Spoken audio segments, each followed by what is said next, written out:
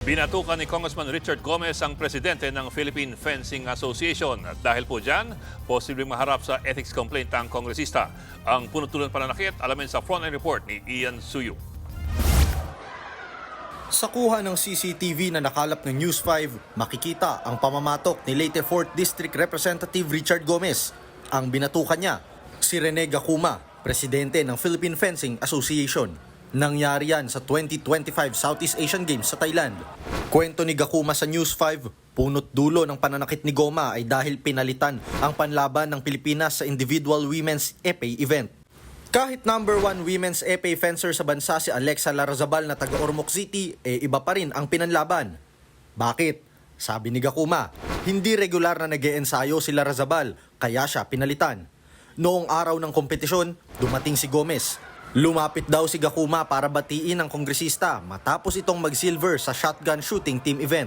Pero imbes na maayos na usapan, nagkakumprontahan na. He stared down at me, really his face in front of me.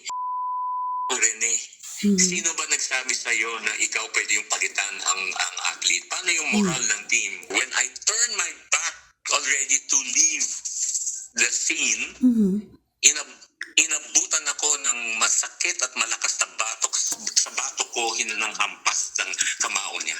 Hindi pa raw nakontento sa pambabatok ang kongresista. Lumapit siya ulit. Inipit niya yung pangako with his right hand firmly. Rene, ka mo. HR ka lang, HR. Hindi mo alam ang buhay atleta. Dahil sa nangyari, nagsumite ng incident report si Gacuma sa Philippine Chef de Mission ng SEA Games. Plano rin niyang maghain ng report sa Ethics Committee ng Kamara laban kay Gomez. Sa eksklusibong panayam ni Cheryl Cosim sa One Balita Pilipinas, aminado siya sa nangyaring komprontasyon. Nagkaroon talaga kami ng confrontation habang nag-uusap kami.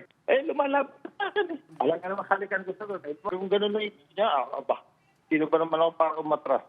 Giit ni Goma, ipinagtanggol niya si Larazabal sa anyay pambubuli. Isang gabi raw kasi bago ang kompetisyon, saka lang sinabi na papalitan siya. Kaugnay naman ng banta ni Gacuma na maghahain ng report laban kay Gomez, sagot lang dyan ang kongresista. This is right to file a complaint. Wala po sa filing a complaint for emotionally hurting my athlete. Samantala, ang Philippine Olympic Committee hinihintay pa ang formal na incident report ni Gacuma. Payo naman ni POC President Bambol Tolentino sa dalawa. Magtatanda na tayo, alam na natin yung tama at mali. So hindi na natin kailangang palakihin pa yun. So magayos lang. Nagbabalita mula sa Frontline, Ian Suyu, News 5. Mga kapatid, Ed Lingaw po, maging maalam at may pakialam sa mga napapanahong balita sa ating bansa. Para sa mas malilimang pagtalakay at paghimay sa mga issue at headlines, mag-follow at mag-subscribe sa social media pages ng News 5.